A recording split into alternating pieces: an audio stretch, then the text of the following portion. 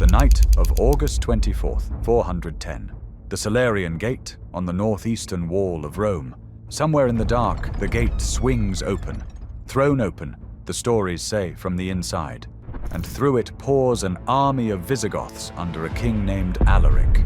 For 800 years, no foreign enemy had set foot in this city as a conqueror. Not Hannibal, who spent 15 years rampaging up and down Italy and never breached these walls. Not anyone. Rome was the city that took the whole world. And now, for 3 days, the world took it back. When the news reached Bethlehem, a scholar named Jerome put down his pen and wrote a single line that still lands 16 centuries later. The city which had taken the whole world was itself taken. So here's the question: how does that happen?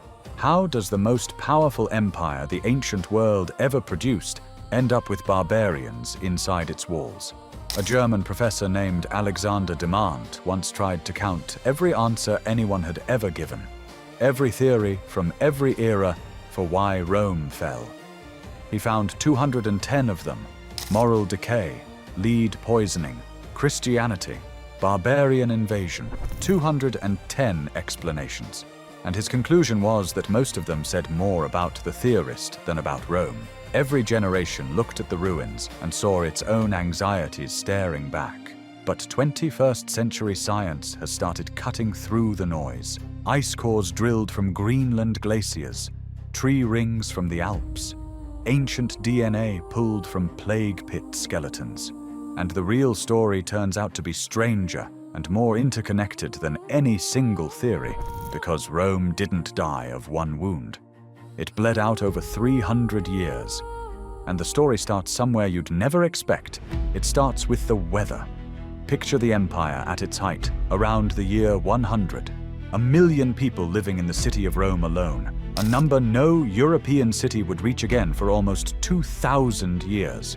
Grain ships from Egypt and North Africa arriving on schedule, feeding that city for free. 50,000 miles of paved roads. One currency, one legal system, one sea. They called the Mediterranean Mare Nostrum, our sea, connecting Britain to Syria. None of that runs on genius alone. All of it runs on food. And the food ran on something the Romans never knew they had. From roughly 200 BCE to 150 CE, the Mediterranean enjoyed what scientists now call the Roman climate optimum: warm temperatures, reliable rainfall, productive harvests year after year after year across 3 continents at once. This is not a footnote. This is the foundation. Abundant harvests meant well-fed armies, taxable populations, and trade networks that stretched from Scotland to the Sahara. Rome didn't build an empire on military genius and engineering alone. It built an empire on good weather. And then the weather changed. After about 150 CE, the Mediterranean turned cooler and drier. Harvests came in short. Populations weakened. And into that weakness came something the empire had no defense against. Something its roads and shipping lanes, the very things that made it rich, would carry to every corner of the known world: disease. A study published in Science Advances found that the 3 worst pandemics of Roman antiquity, the Antonine Plague around 165, the Plague of Cyprian around 251, the Plague of Justinian in 541, all struck during pronounced periods of climate change.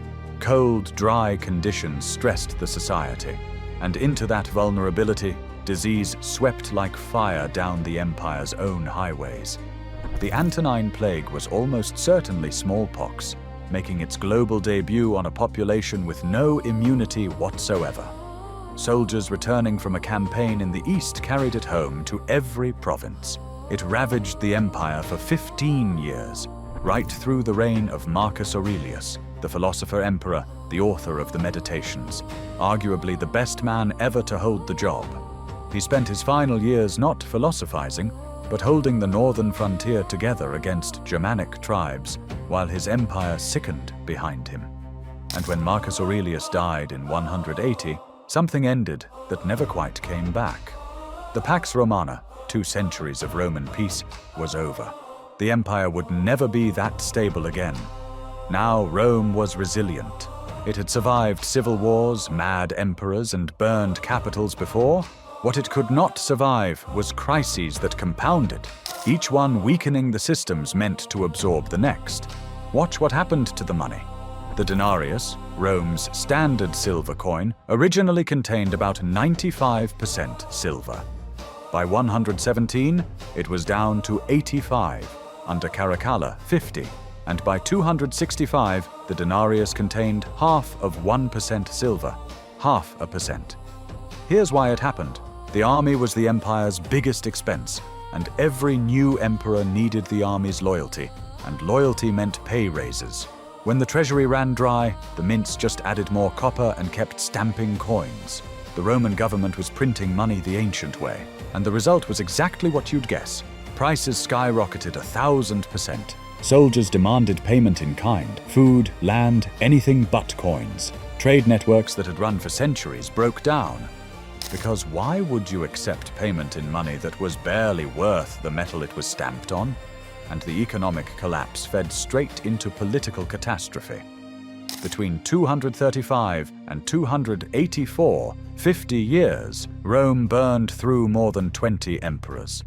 The previous 250 years had seen 26.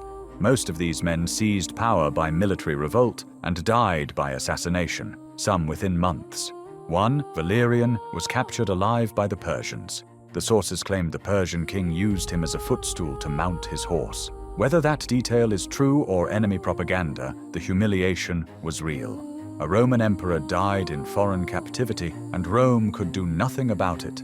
At the worst of it, the empire literally split into 3 competing states: a breakaway Gallic empire in the west, the Palmyrene Empire in the east, ruled by the warrior queen Zenobia, and a rump Roman state squeezed in between. For a moment, it looked like Rome might simply cease to exist, 200 years ahead of schedule. It didn't. A soldier emperor named Aurelian stitched the whole thing back together in just 5 years in the 200s and 70s. They called him Restorer of the World. Diocletian stabilized it after 284, doubling the bureaucracy, fixing prices by decree, splitting the empire into east and west so it could actually be governed. But the recovery was incomplete. The empire that came out of the crisis was a different animal, more bureaucratic, more militarized, taxes crushing the small farmers who had once been its backbone, and it was more dependent than ever on the very people who would eventually consume it. Because here's the part of the story that doesn't get told enough. Rome didn't fall to barbarians who appeared out of nowhere. Rome had spent decades inviting them inside. Start with the moment the door opened. In 376, an entire people, the Goths, showed up on the Danube frontier, begging to be let in. They were refugees, fleeing something new and terrifying riding out of the steppes. The Huns. The Eastern Emperor Valens saw cheap recruits for his army and let them cross. Then Roman officials starved them, extorted them, and, according to one account, sold them dog meat at the price of a child sold into slavery. The refugees became an uprising. And in 378, at Adrianople, the Gothic horsemen annihilated a Roman field army with the Emperor Valens, somewhere in the carnage. His body was never found. 2/3 of the Eastern army, gone in an afternoon. After Adrianople, Rome never really controlled its own borders again. It managed them. It negotiated. It hired.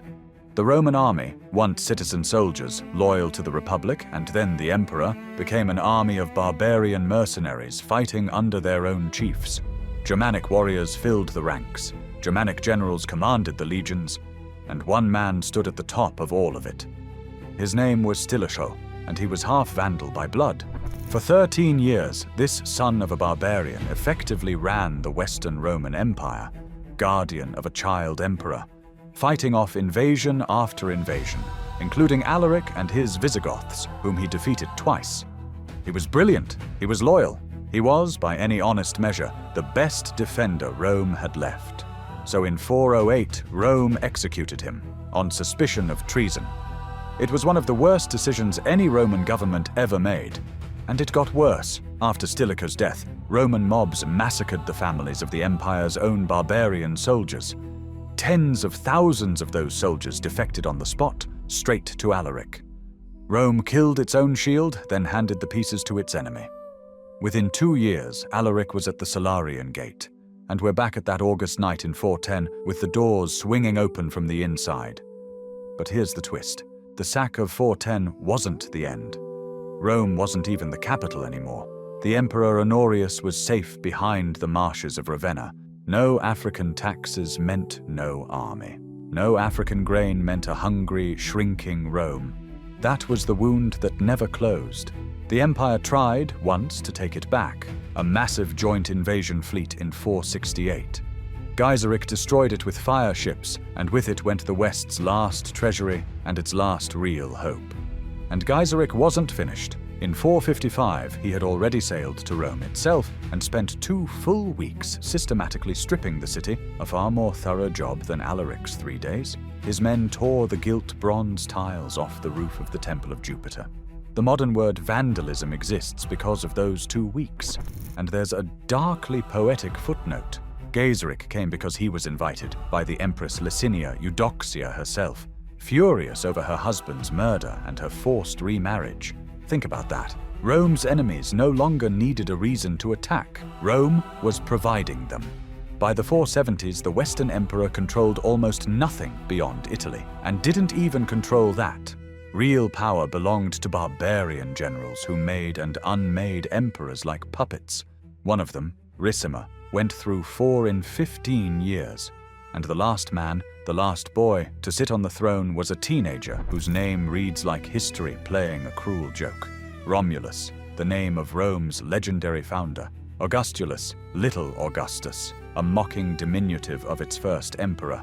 A boy carrying the 2 biggest names in Roman history, ruling nothing. The Greeks went further and twisted Romulus into Momulus, little disgrace. On September 4th, 476, a Germanic general named Odoacer deposed him. And notice what Odoacer didn't do. He didn't kill the boy. That's how little a threat the last emperor of Rome had become. He sent him to a villa near Naples with a generous pension and declared himself king of Italy. He kept the Roman laws, the Roman taxes, the Roman administration. He even shipped the imperial regalia off to Constantinople, politely, as if returning something borrowed. Everything worked the same on September 5th as it had on September 3rd. The only thing that changed was who sat at the top. Later chroniclers turned that quiet paperwork transfer into the fall of the Western Roman Empire. But the people living through it barely noticed. What we call the fall of Rome wasn't a thunderclap. It was the final settling of a house whose foundations had been crumbling for 3 centuries. Run the chain back. Climate change weakened the harvests. Disease killed the people. Inflation destroyed the economy. Political chaos shattered trust in leadership. Dependence on outsiders hollowed out the army meant to protect the state. And the Huns, driving whole Germanic peoples westward in waves, provided the final push. No single cause brought Rome down. It was all of them, interacting, compounding, feeding on each other in a cascade. No emperor, however capable, could reverse. Rome didn't fall because of one fatal flaw. It fell because dozens of systems failed at once, and there was no one left with the power or the will to put them back together. And here's the proof it was never inevitable. The Eastern Roman Empire, same laws, same religion, same traditions, ruled from Constantinople, survived for another 1,000 years. Better geography, stronger tax base, shorter borders. The fall of Rome was a Western problem, with very specific, very human causes. 210 theories later, we're still arguing about which ones mattered most. But maybe that's the real lesson of the Salarian Gate. Empires don't get broken into, they get opened from the inside.